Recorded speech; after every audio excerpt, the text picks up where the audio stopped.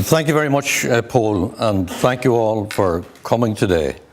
I should also thank Paul for having written the blurb for this lecture, which he has done very well. But as he said, it's a very broad subject. And I've thought a lot about how best to tackle it so that we don't get bogged down in too much detail. So you'll be glad to hear, as Paul has already said, that we've narrowed the geographical focus to the mainland Scandinavian countries of Norway, Sweden and Denmark, and then the North Atlantic islands running from Greenland in the north to Ireland in the south, taking in Scotland and England on the way. So it's still a massive area, but so let's get started on it. First slide, please. So you can see the area that we're talking about here running down, the three mainland countries, and then running down from Greenland that we can't see here, further down. The most northerly parts of the area are sparsely populated subarctic territories on the North Atlantic rim. Leaving aside Ireland, the combined population of all the other islands is circa 600,000. That is roughly the size of the Greater Belfast area. These northern islands and the extreme north of Scandinavia have much in common. They have harsh climates with extremes of temperature. In the farthest north, the sun shines 24 hours a day for up to 3 months of the year, and the winter months are plunged into darkness.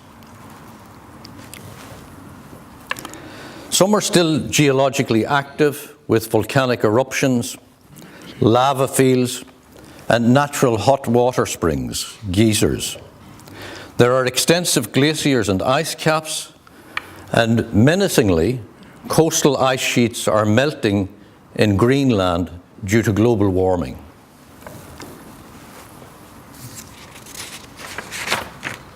The landscapes are very beautiful and awe-inspiring, and the people have been close to nature over the centuries, respecting and praising it in their stories and songs.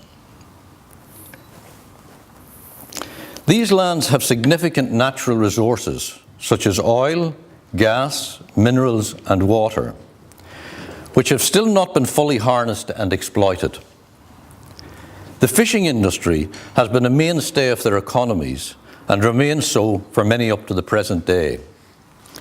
In recent years, pressure on fishing has led to some diversification into finance, biotechnology, and manufacturing, but overall, these are not major industries. They have a long history of seafaring, coursing the waterways in search of food resources and new lands in which to ply their trade and to settle. For our Norse neighbours, the pursuit of these goals has at times involved plundering, invasion, and colonisation. The remoteness and isolation of the areas and the relative poverty of some of the economies are in stark contrast to their rich cultural and linguistic heritage. There has been much language contact and long-standing connections between the cultures. There was, for example, a cultural and linguistic corridor in the past that ran from Ireland to the other islands up as far as Iceland and Greenland, through which goods of different kinds, including saga motifs and language borrowings, passed. The languages which articulate these cultures are mostly Germanic and Celtic ones. The Fennoscandian mainland has another rich contact zone, a Baltic zone, between the Scandinavian languages, Latvian, Lithuanian, and Russian, and the Uralic cultures of Finnish, Sami, and Estonian. Denmark, Sweden, and Norway, the south coast of Finland, Iceland, and the Faroes all speak languages which derive from Old Norse, a Germanic language. Norse was also spoken in parts of Greenland, the Orkney and Shetland Islands, the Outer Hebrides, and other areas of Scotland, England, and Ireland. The homeland of the Germanic people is southern Scandinavia, where the mother Germanic tongue, so-called Proto-Germanic, was spoken before the present era. Migration southwards began early, becoming especially marked during the Great Migration period between circa 300 AD and 600 AD, which witnessed many German tribes and other peoples occupying vast areas of Europe. Germanic tribes of Jutes, Angles, Saxons, and Frisians invaded England in the 4th and 5th centuries, the Romans having already been there since 43 AD. When the Romans occupied England, Britain was a Celtic-speaking country with different Celtic tribes in it from the far south to the northern tip. The Romans had a major influence on the Celts of Britain, and by the time the Germanic tribes arrived, many Celts had become Romanized, particularly south of Hadrian's Wall, the building started in 122 AD, which was built to keep the uncivilized, un-Romanized Celts at a distance. Many people were bilingual, competent in both their own Celtic dialect and vulgar Latin. Britain was still predominantly Celtic-speaking when the Anglo-Saxons arrived. But as their power and culture developed, it also came to exercise a great influence on the indigenous British Celts, many of whom began to speak Old English in order to gain access to jobs and power. Anglo-Saxon Britain. Some areas held out against Anglo-Saxon advances significantly longer than others. Wales, Cornwall, and various parts of northern Britain, especially Scotland. The pressure from the Anglo-Saxons and other factors led to the migration in the 6th century of British Celts from southwestern Britain to establish a colony in Brittany and settle there, so that Breton is spoken in Brittany today. These languages spoken in Britain belong to the same family, that is, the Indo-European family of languages. But they have developed differently over the centuries so that they are not mutually intelligible. Many scholars believe that the original home of the Indo-Europeans was the steppe lands north of the Black Sea. As these people dispersed and spread across Europe, they developed different languages and dialects, among which are Celtic and Germanic. The Germanic languages divide into 3 branches, 2 of which are relevant for the connections that interest us here today. They are West Germanic and North Germanic.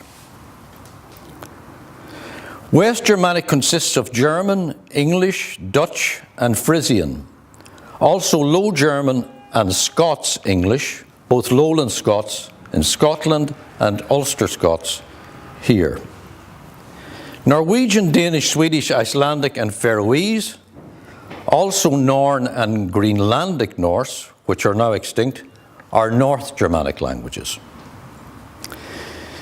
These languages developed from Proto-Germanic following the application of major sound shifts called Grimm's Law, Werner's Law, and the High German and consonant shift. So, for example, by Grimm's Law, the consonant P became F. So, for example, Latin pater becomes father, for example, in English. The P is lost in the Celtic languages, so that the word for father in Irish, for example, is ahar, with no P and no F. T became th. So, tu, for example, in Latin becomes thu, or thou, the old thou, in an earlier form of English. And k, or ke, becomes h. So the word for 100 in Irish is céad, in Latin it is centum, and this becomes a h in the Germanic languages, so we've got 100 in German and 100 in English. And the voiced sounds, bdg or bdg, they became the unvoiced ones, Ptk, so that Latin decum, for example, is 10 in English, where you have a T, a D, a T and a D. The formulation of this law was fundamental to the history of historical linguistics. It demonstrated that there were non-trivial phonetic rules which had affected the Germanic and Indo-European languages systematically. The later High German consonant shift split Germanic into two regions, one in which after vowels, these Ptk sounds remained the same. For example, in Saxony, Frisia, England, and Scandinavia, and another area in which they became the corresponding so-called fricative sounds of F, S, and Ch, as in Southern Germany, Standard High German. So if we look here, we have, for example, the word sleep here, which is in the, so this is after vowel sounds. This P, which was originally in the Germanic languages, shifted in High German to F. So schlafen is the word for sleep. Scheit, for example, a very good Germanic word, and we still have it in English, in High German is scheißen, so that the T became an S, etc., along the lines we were talking about.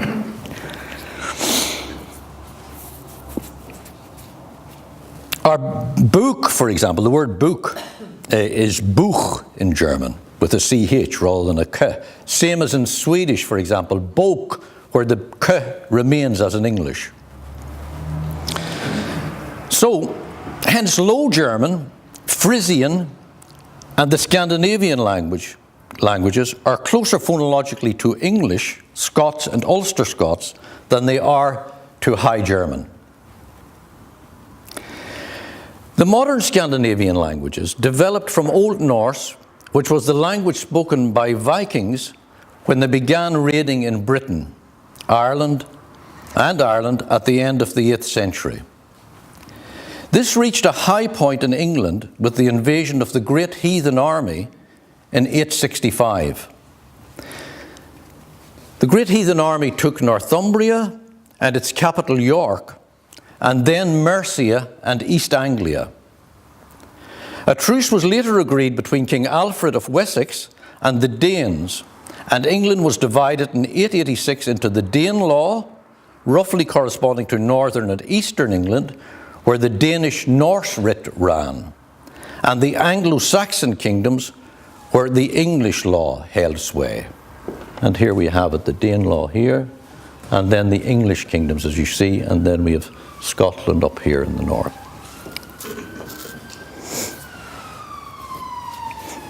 This had a major effect on both culture and language. Many common-day English words and place names come from Old Norse, and structurally, English is similar to the Nordic languages.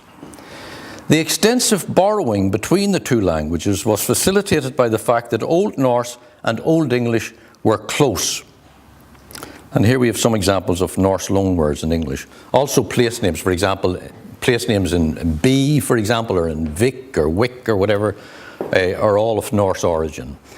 So quite common words, as you can see there, such as sister, husband. The verbs, the common day verbs, get, give, take, run, want, hit, all Scandinavia of Scandinavian origin. And then even the personal pronouns, they, their, and them, based on Scandinavian as well in Old Norse.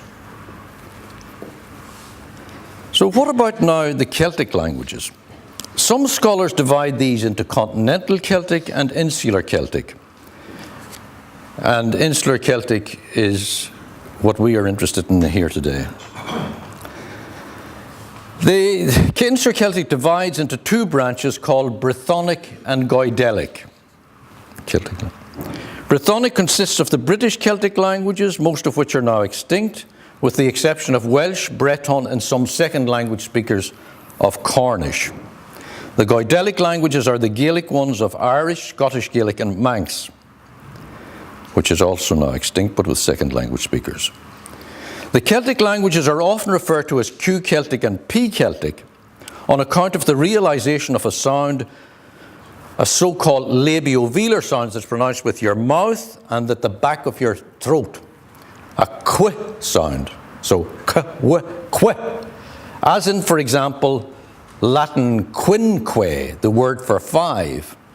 So this qu sound, which was an Indo-European sound originally, developed as a k sound or as a kiss sound in the Celtic languages in the Q-Celtic group, and as a p sound in the British Celtic group. So we have the word for five here, as we said, quinque. If we look at Gaulish, Welsh, Breton, Cornish, all P-Celtic languages with a P, and Irish, Scottish, Gaelic and Manx with a K.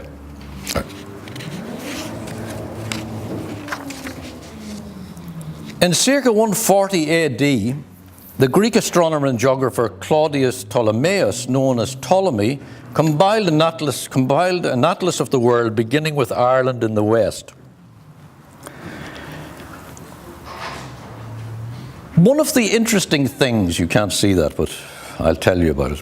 One of the interesting things about this atlas is that some of the names in Ireland appear to be P-Celtic, like the Minapi tribe in the south. This is a tribe that one finds in the continent as well. Here it is here, Minapi.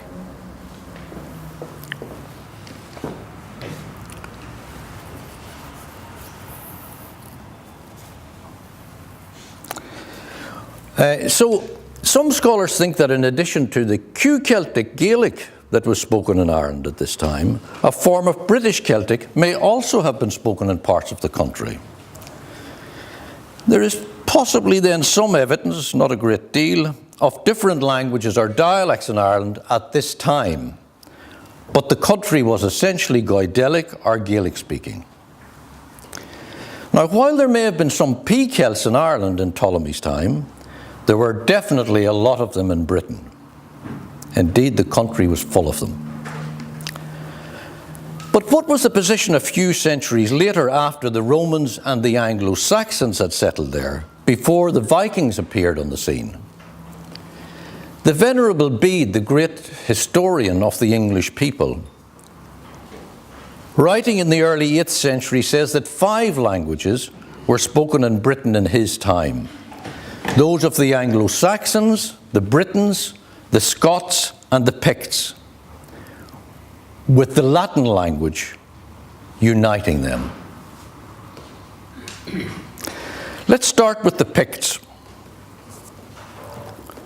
Scholars now take the view that Picts were British Celts and Pictish a P-Celtic language. They flourished between the 4th and 10th centuries, and at the height of their power occupied territory from Fife to Caithness, probably including Orkney and Shetland, and also the Outer Hebrides in the west. So here we have them running right up with the islands above as well, Orkney and Shetland, and also probably in the Outer Hebrides as well. Their main centre was in Moray and Easter Ross in northern Scotland. That's around Inverness up there, just below Caithness. The Gaels of Ireland knew them by the name Crithan or Crithni, which corresponds to Brittany or Britons, essentially. Although they left no written records behind them, they did leave their mark. And their identity is bound up with accounts by classical authors which speak of their terrifying ferocity. Pictish symbol stones, which have unique interlaced geometric patterns in symbols, and in place names, such as Aber or Perth. So Aberdeen, that's a river mouth, and Perth, meaning a wood or a grove.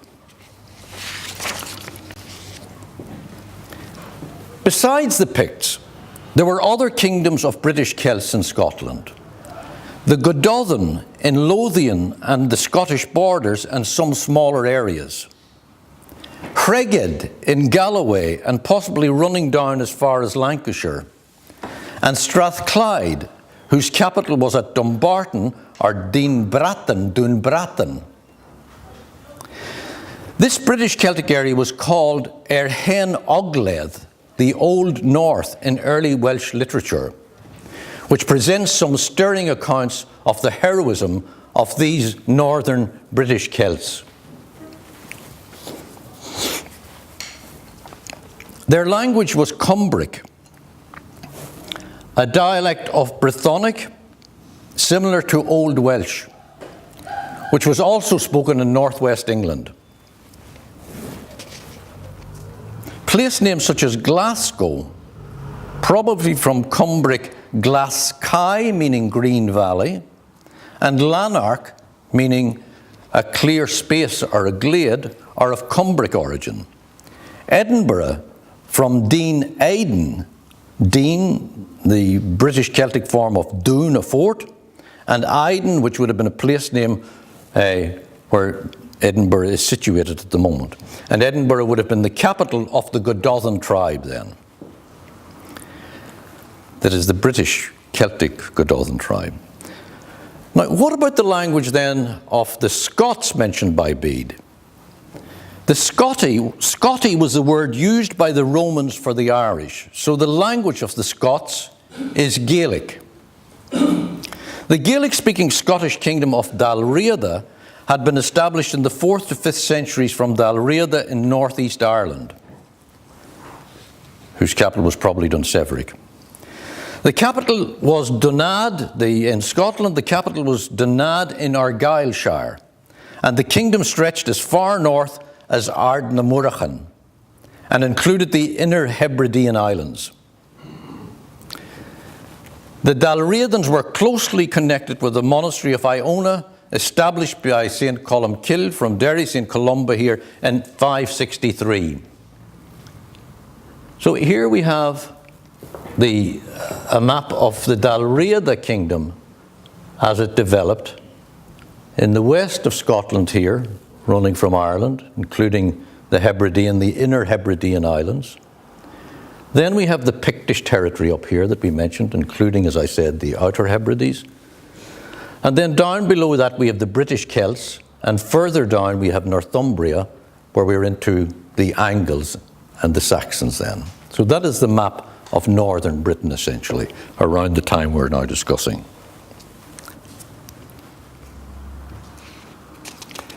The high water mark of the kingdom of Dalriada was the late 6th and early 7th centuries.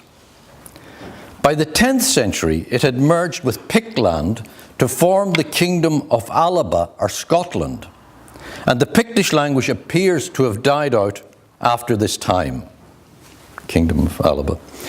By this time, the Gaelic language had expanded from Dalriada in Argyll to include most of Scotland. As you can see, all this white area now is Gaelic speaking, essentially. It's the kingdom of Alba, and most of it is Gaelic speaking.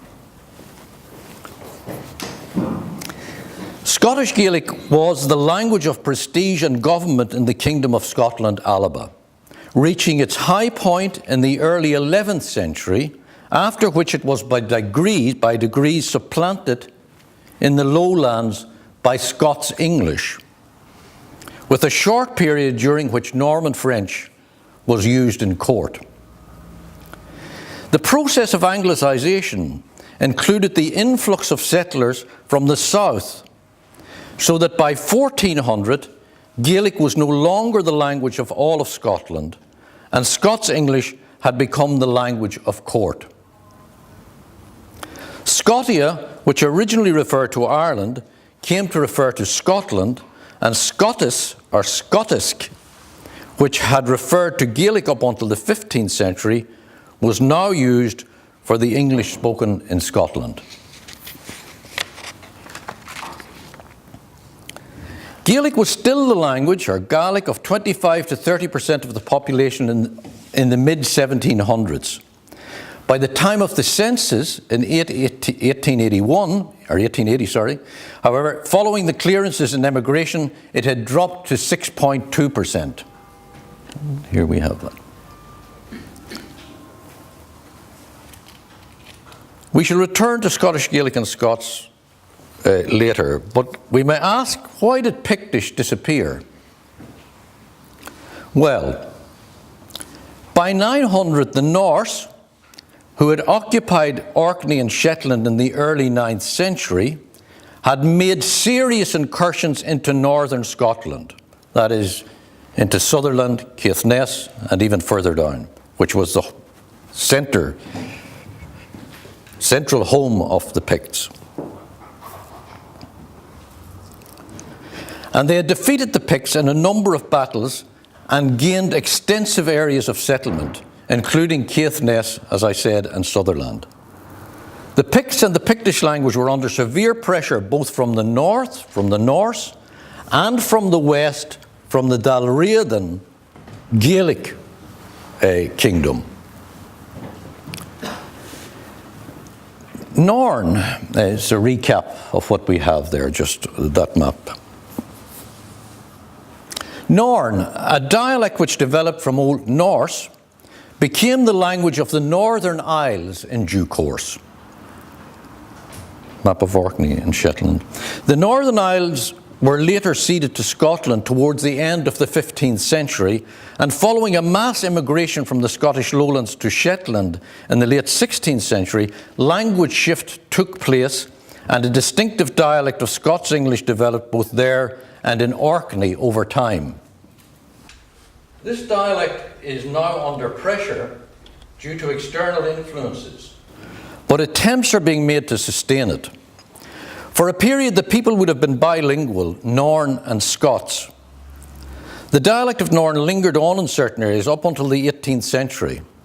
Although it eventually died out, it acted as a source language for borrowings into the new dialect of Scots English, and still informs the identity of the people of the islands to a degree, who have their own rich store of folklore and customs.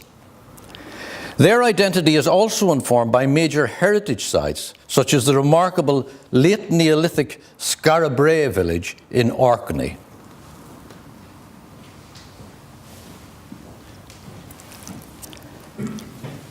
A Faroese linguist, Dr. Jacob Jacobsen, studied the last remains of Norn in the 1880s and 1890s. It was close to Faroese and West Norwegian dialects, from where the first settlers mostly came.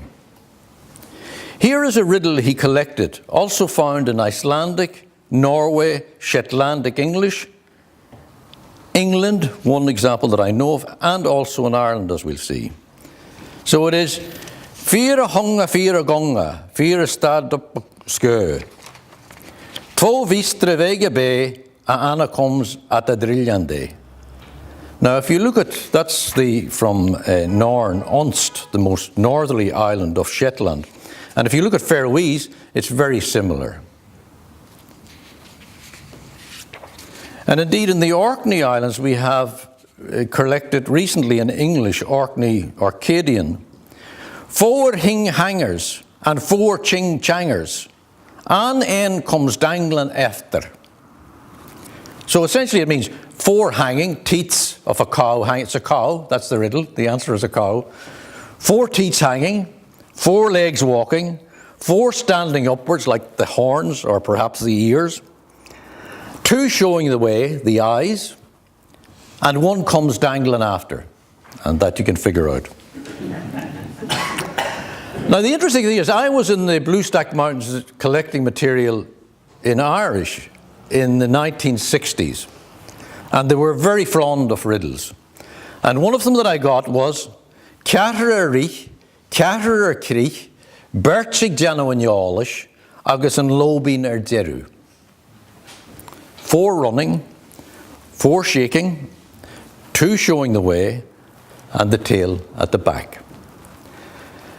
And it has also been collected in other parts of Donegal. Shanahahi, I think, well, Shanahahi collected from the same area as me, from the Crows. But it collected actually by Sean O'Hannon as well, in the Upper Fuse in South Armagh. I know of an example. But it is a very interesting thing, actually, because here we can actually see, we're talking about a cultural zone, and here we have a riddle in the Norse languages for the most part, and also we have it in Irish and in these other Shetlandic, Orcadian Englishes now. So anyway, we see here in the Northern Islands 2 language shifts over the time we have been discussing. Pictish to Norse or Norn, and Norn to Scots English. Significantly, both involved colonization with new dominant languages.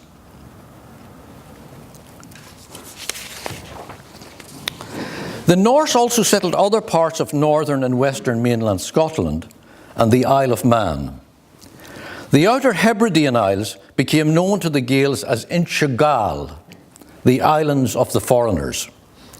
These islands were Norse-speaking for some time, and place name evidence points to a very extensive Norse takeover of Pictish settlements in the Outer Hebridean area.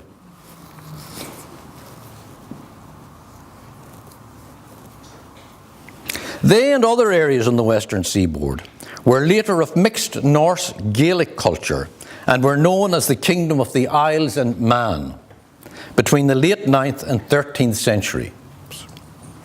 The northern islands of Orkney and Shetland were known to the Norse as the Norðureigir, the Northern Isles, and the Southern Isles were known as the Suðureigir, the Southerly Isles. The relationship between the various Norse kingdoms is difficult to decipher with precision, as we really rely mainly on Irish, English, and Norse sources from the 9th to the 12th century, roughly. One of those being the 13th century Icelandic Orkneyinga Saga.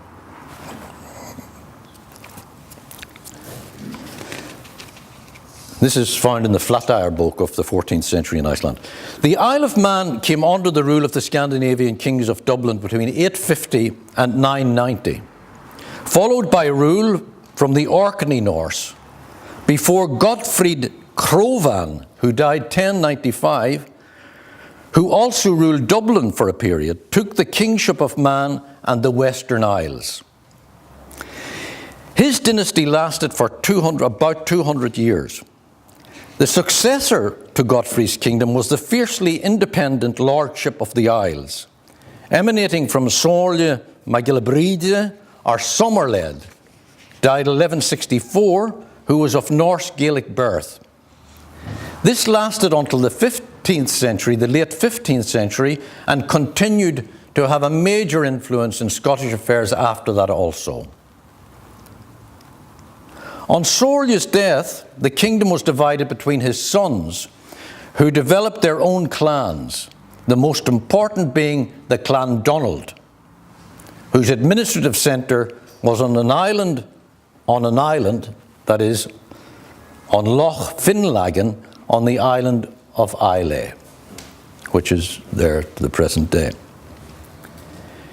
We see then that the Norse and the Gaels had a major linguistic and cultural impact on Scotland. What now of Ireland?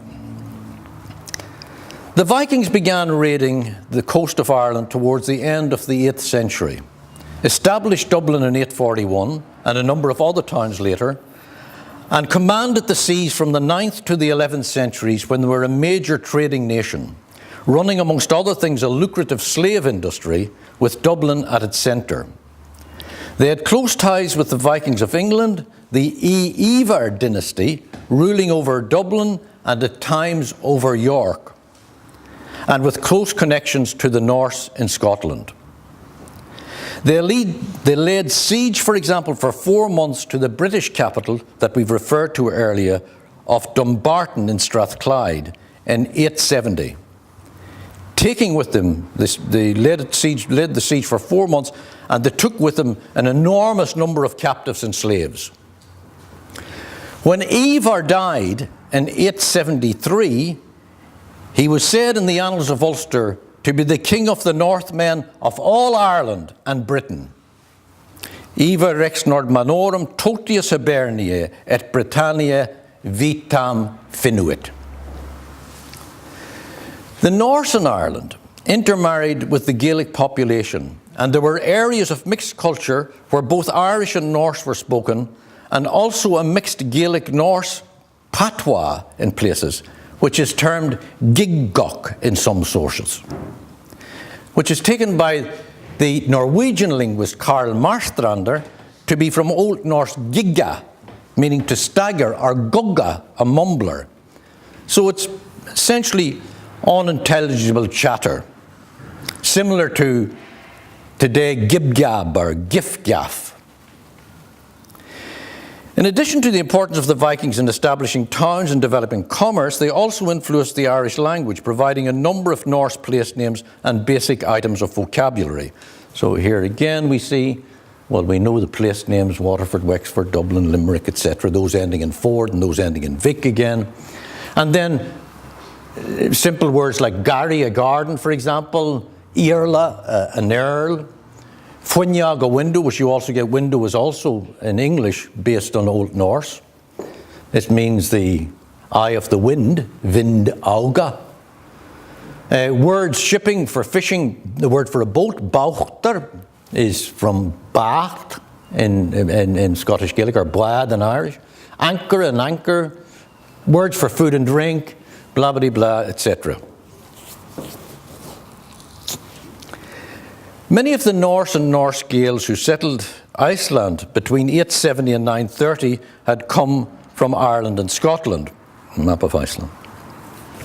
Now you can see here in this map the various areas that the Gaels, or the Norse-Irish Gaels of Ireland and of Scotland settled in Iceland between the period that I'm talking about. That is the period in which Iceland was originally colonized. This area north of Reykjavik is a particularly rich area of Irish and Scottish Gaelic influence, around the Calerness Peninsula, Acroness, and then further north, Breiðafjörður, an important peninsula. You see the name Patricksfjörður and other places as well. They brought Gaelic women and slaves with them. And we know, you've probably heard already in these lectures, that the mitochondrial DNA in Iceland, according to a recent study, was 63%. That is through the women. The women in Iceland, from a recent study, have a Celtic DNA of 63%, or an Irish Gaelic DNA. There were many settlers with Gaelic names and heritage mentioned in the Landnámabók, the book of the taking of the land, and King Carol Mac Mathúna in particular, who was king of Ossory, and also king of Dublin, it appears from the Icelandic point of view, and died in 888. He fought alongside the Norse and against them, but he is viewed by the Norse in their source material as one of the most important ancestors of some of the Icelanders, of the greater Icelanders. And here we have here. This is the very beginning of the Íslendingabók and the Landnámabók in Iceland. Thou Ísland fansog bugðist af Norge, thou haldar harfagri kunur yfir Norge, eldfræðar hinn ríki í England, og gjátvarðar hins and Caravallar að Dublin. That's Caraval, from Dublin. And Sigurður Earl was in Orkney.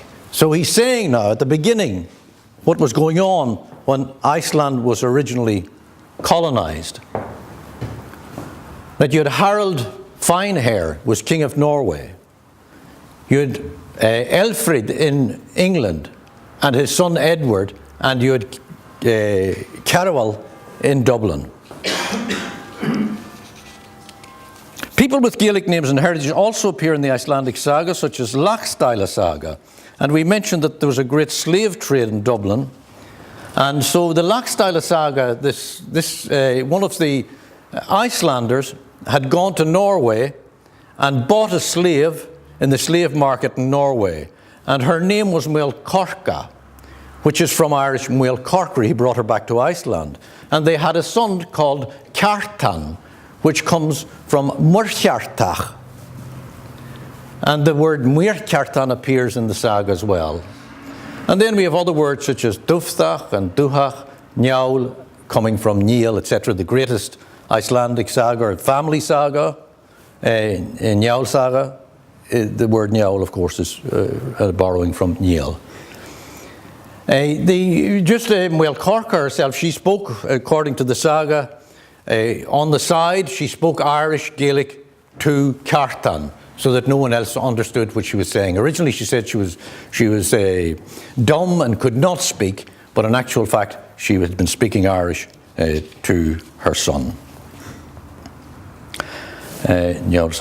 Irish monks already knew the route to the Faroes and Iceland by the 8th century, and the first paragraph, again, of the Icelandic book, of the Eastlendinga book and Landnama book, speak of Irish monks having been in Iceland when the Norsemen arrived there.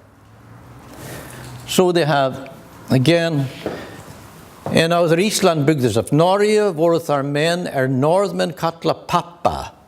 Before Iceland was built or established by Norway, there were men there whom the Northmen called papa.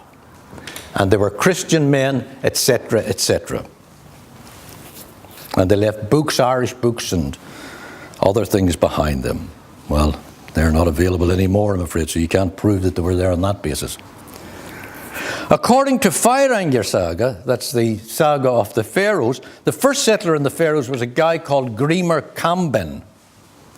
Possibly it is thought a Norse Gael who had come from Ireland or Scotland. The second part of Grímur's name appears to be the word cam, meaning crooked, as in the name Campbell.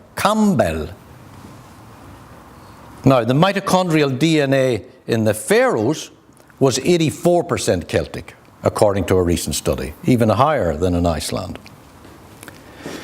Faroese and Icelandic are reasonably secure as mother languages for the foreseeable future. There are 40 to 50,000 speakers of Faroese on the islands. Like the Icelanders, most of them also speak and read Danish, which is a compulsory school subject. Because of its remoteness, Icelandic has not changed much since Old Norse times, and it is possible for Icelanders, and those who can read the old sagas, for example, without difficulty. They can read the old sagas without difficulty if you've got modern Icelandic. So they're aware of the Gaelic background. The Icelanders are aware of their own Gaelic background. There are strong language policies in place, and foreign borrowings are not permitted.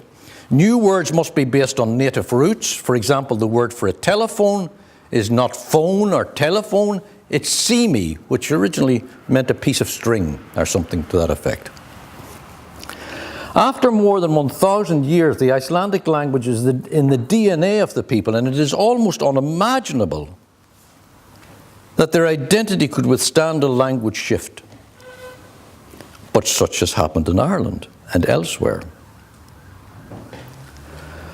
However, Iceland has not been colonized since the language took root there. The Icelanders were noted seafarers and explorers, and Greenland was discovered by the Norwegian Icelander Erik the Red in 982 and colonized by him in 985. His son Leif Erikson, the explorer, discovered America before Columbus. Map of Greenland, yeah. There was an Old Norse colony on the island which lasted 500 years and then died out, possibly due to climatic conditions. Scholars are unsure as to what the reason might have been. The climate is forbidding, and the interior of the country is covered by a massive ice cap. In 1605, Denmark claimed the island, and it is today an autonomous country within Denmark, self-governing since 1979. The population, with its capital Nuuk, is circa 56,000, 80% of whom are Inuit. It's a nice little Greenland village as well coming up. Lovely colours, yeah. Kalaallisut, or Greenlandic, is an Inuit Eskimo language. It has about 46,000 mother language speakers and is the official language of Greenland since 2009. Danish is the home language of about 12% of the population. The Eskimo languages have two divisions, Yupik and Inuit. The former found in western Alaska and Siberia, the latter in northern Alaska, Canada, and Greenland. That's Inuit in Greenland. The two divisions are not mutually intelligible, but the dialects within each form a chain, the ones closer to one another being easier to understand. So these are the Inuit ones here, as you can see.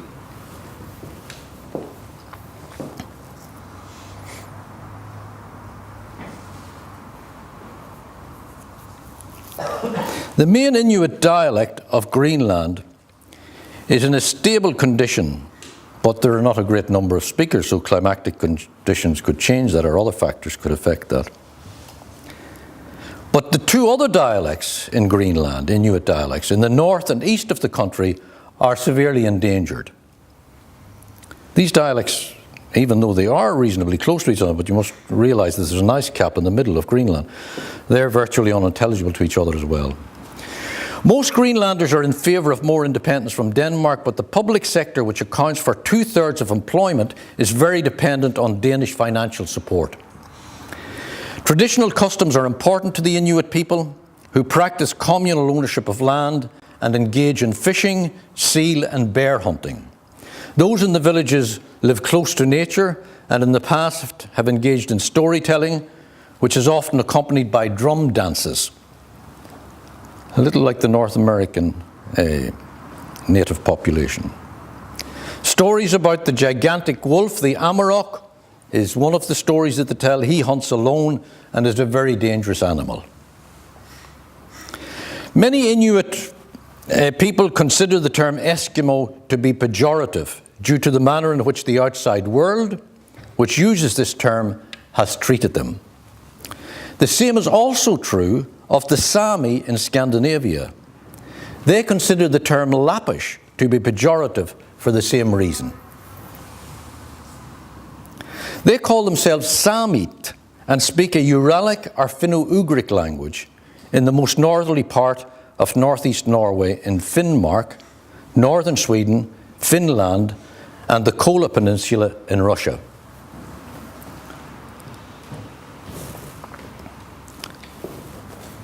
So here we have the areas in which, so you've got this area up here, which is Finnmark in Norway, Varangerfjord. This is a very large area here, the Karasjok and Kautokeino in northern Sami area, and up here as well in Finland and Sweden and Finland here, and in Russia a bit over to the White Sea and the Kola Peninsula there, where there are still some speakers of Sami left.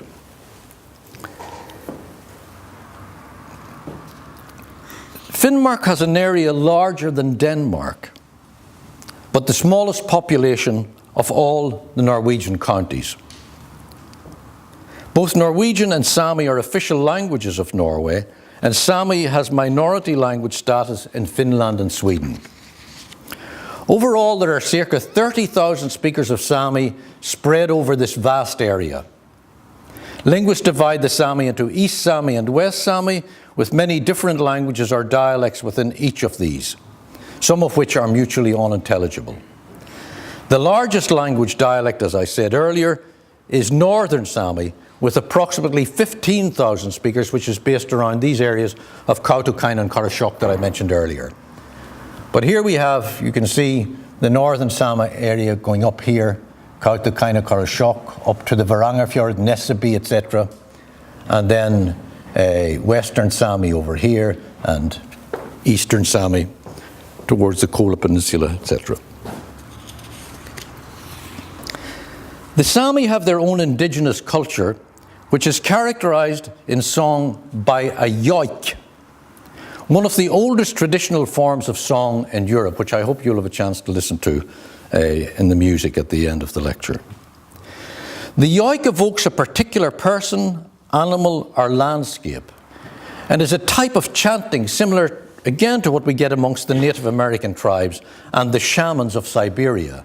So shamanism was very important in this area, in this northern area of, most northerly area of Europe, mainland Europe, in the past. Their economy was based in the past on semi-nomadic reindeer herding and coastal fishing. There are about 10% of the population still engaged in this ancient way of life, that is reindeer hunting. The Sami have been heavily discriminated against by the dominant cultures in the past, who have sought to dispossess them of their land and fundamental rights, seeking in effect to exterminate them by forcing them to accept the dominant cultures. Norway has been severely criticised by the international community for having followed a plan of Norwegianization. Sweden and Finland have also been criticised similarly.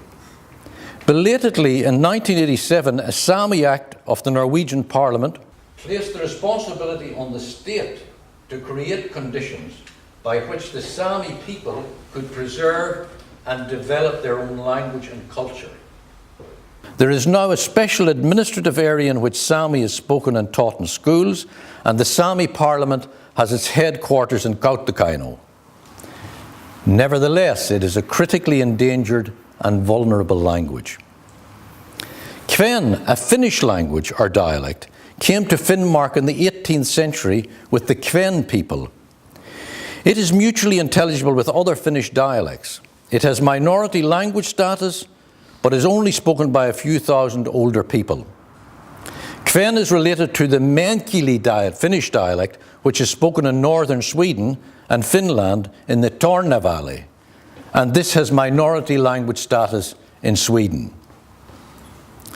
And we now proceed to the other mainland languages of Scandinavia, map of Scandinavia.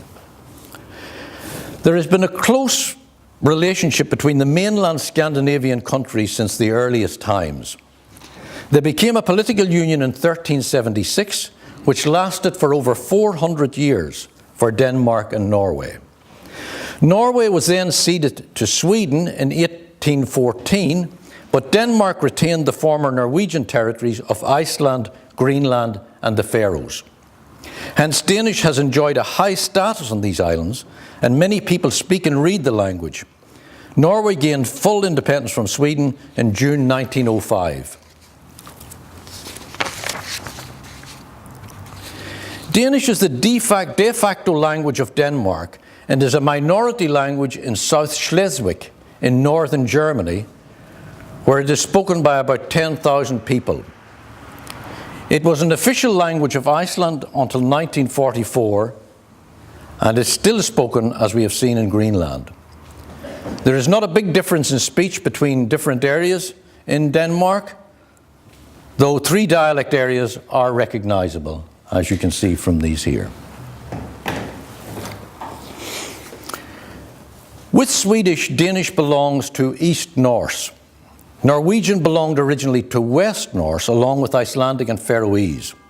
However, the fact that Denmark was united with Norway for such a long time during the Union meant that Danish has exercised a strong influence on Norwegian. Between the 16th and 19th centuries, Danish was the standard written language of Norway.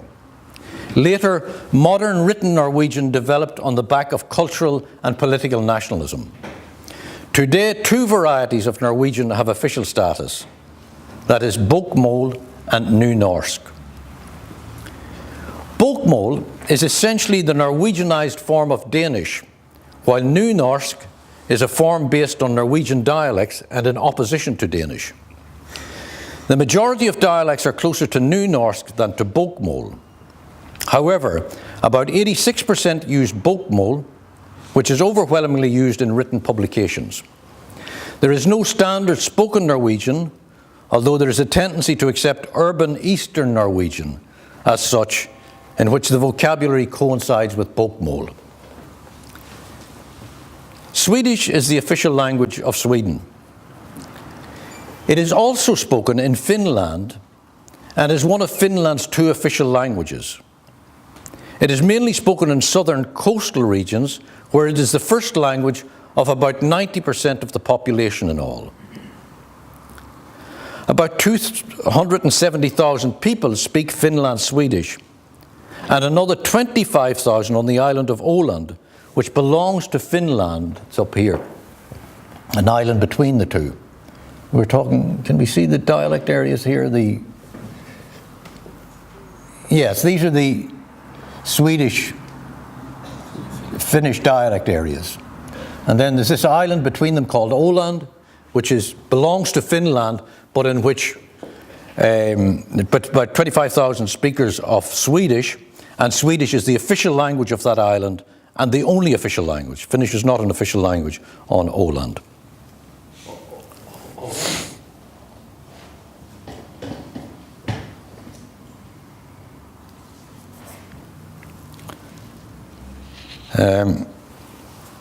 The number of Finland Swedish speakers, despite there's a reasonable number of them, but it has been decreasing in recent years, despite very positive legislation. Many Finns then live in Sweden and speak Finnish in Sweden. However, there are problems of transmission amongst these Finnish-speaking Swedes, and transmission is not occurring to the younger generation in the manner in which will sustain the language in the long-term future. There is also extensive bilingualism among the Swedish Finns and the Finland Swedes. The Scandinavian languages are on a language continuum with no clear dividing line between them. Indeed, defining what distinguishes a language from a dialect is difficult when they are related and resemble one another to the point of mutual intelligibility. Norwegian occupies a middle position between Danish and Swedish. Norwegians understand Danes and Swedes better than the latter two understand each other. Similarly, Danes and Swedes understand Norwegian better than they understand each other. Norwegians and Swedes along the border between the two countries have a particularly close understanding of one another, particularly here.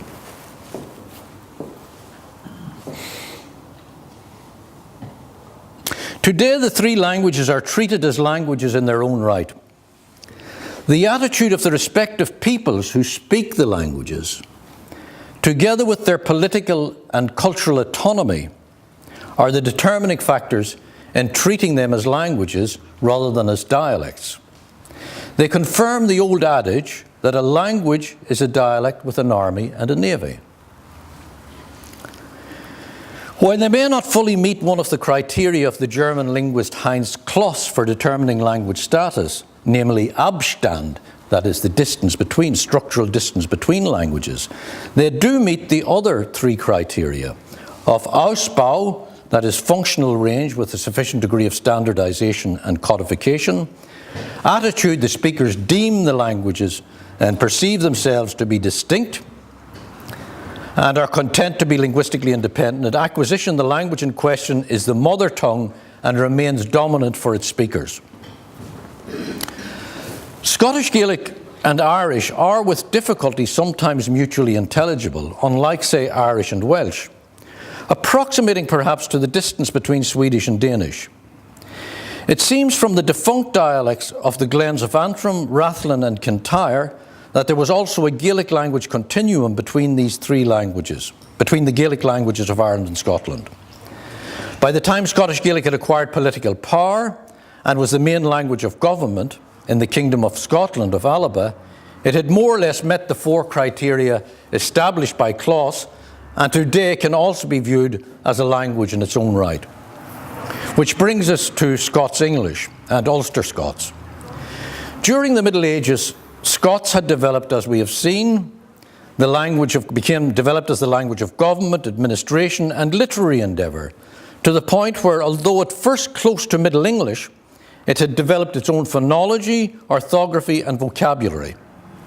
It had its own dialects and was the national language of the Stuart Kingdom, the language of prestige up until the Union of Parliaments in 1707.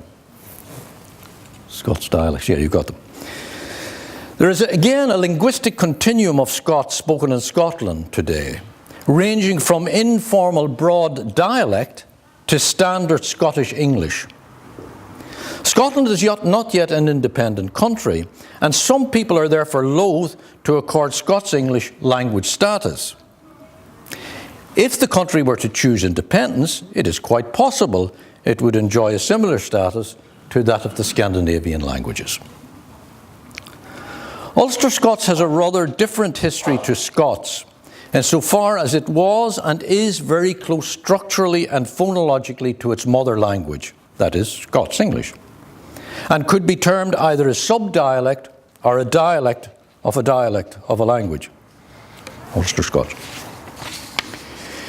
This is a map now of Ulster English, where we have the Ulster Scots area, then the English of the Midlands here, and partly Donegal, and then we have the Hiberno English of the south of the country, and an area in between, which is South Ulster English as well, which is slightly different to Midlands English.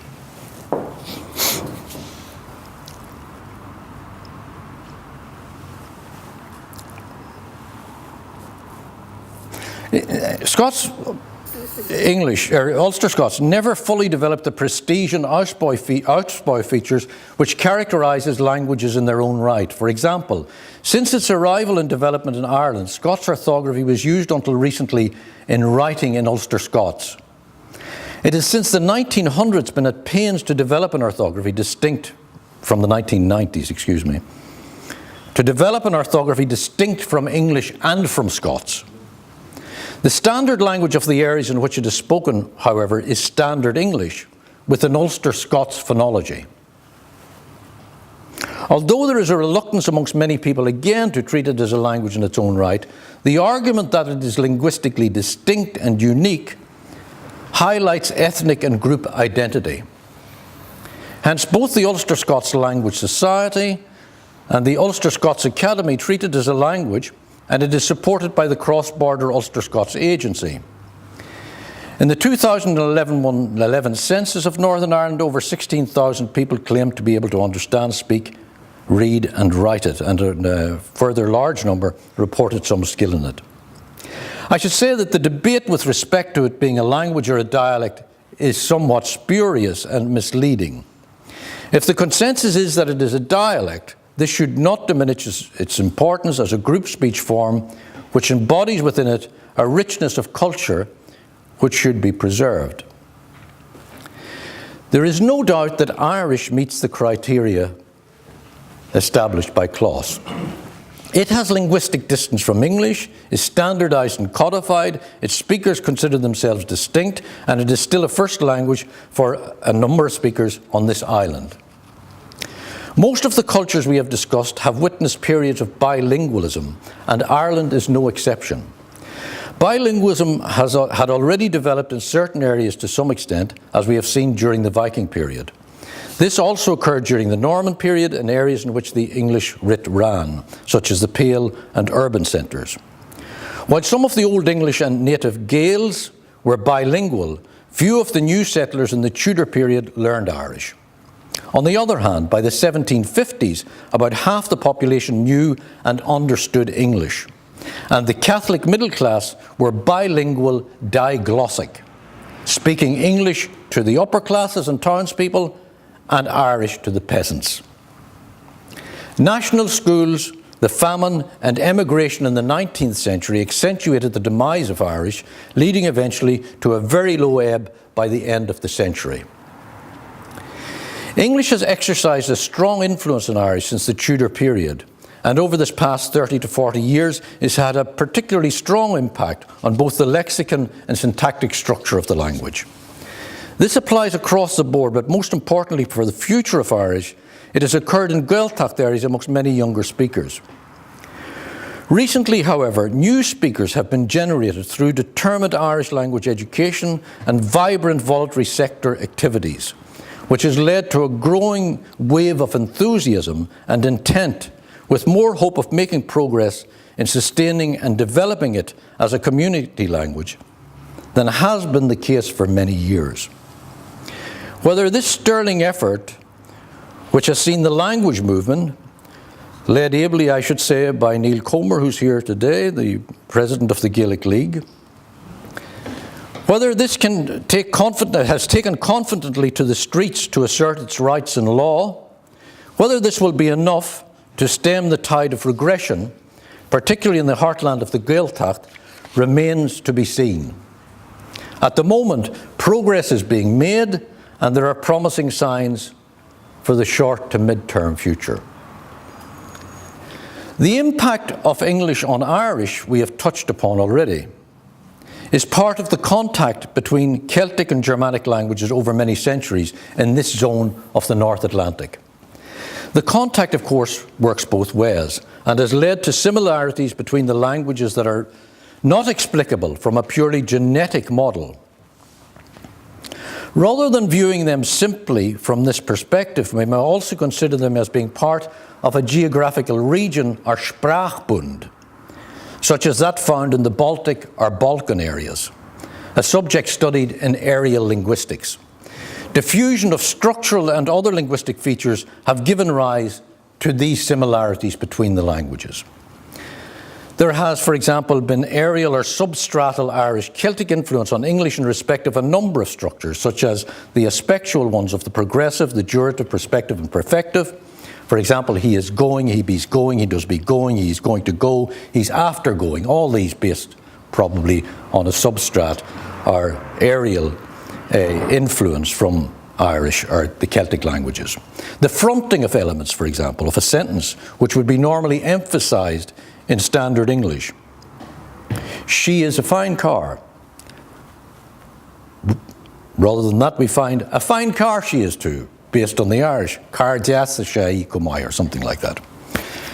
The use of the verbal forms in response, which is typical of the Celtic languages, rather than a yes-no answer, as in the Germanic ones. So, for example, are you coming over? I am not.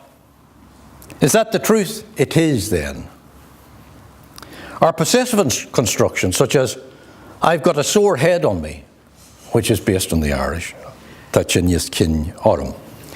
Areal contact may also account for features of pre-aspiration and lexical tones in certain dialects of Scottish Gaelic, as they are distinctive features of the Norse languages. Let me say in conclusion that language is not simply a means of communication, and nor was it such from the earliest times 50 to 100,000 years ago, when a probable genetic mutation led to its creation. It probably had to do with planning, thinking, etc., and then was articulate, found a form of phonetic articulation. Of course, it is an important means of communication, but it is not the only means of communication. While all languages have basic universal similarities, each has developed individually and embodies the worldview of its own unique culture, reflecting its values and ideas. Its unique perspective brings the people closer as a group, defines their individuality, and informs their cultural identity. Languages do not choose to die. This is an old myth that many scholars perpetuated in the past. This is not true. Languages do not choose to die. They and their speakers do not commit an agentless suicidal death. The linkage of minority languages with pre-modernism and romantic twee, something which is nice to have, but costly to maintain and develop, is a favourite ploy of the majority liberal language speakers and their establishment. That languages flourish or wither relative to the political and economic power they wield in this world and the status and rights afforded to them is, I think, reflected in the history and present status of the North Atlantic languages and voices we have been listening to today. This area is surely an enormously rich and creative heritage, one worthy of being nurtured, maintained, and developed. And just as a final point with regard to this area and regard to political and economic power, We should perhaps end on an optimistic note. Not that I believe it, mind you, but I've got a lot of reservations about it. But the former president of Iceland, who was president for 20 years of Iceland, Ólafur Ragnar Grímsson, 1996 to 2016, so quite recently, he has argued that with the advent of Brexit, a new superpower triangle of the North Atlantic countries of Greenland, Iceland, the Faroes, Norway, and the United Kingdom can arise and play a major role in not only European but also global affairs. This would be based on natural resources, trade, and commodities such as oil, gas, metals, chemicals, etc., and on diplomacy. Perhaps Brexit will in due course restrict the influence of English and provide a space for other languages and cultures to live and to thrive. That remains to be seen. Thank you very much for listening.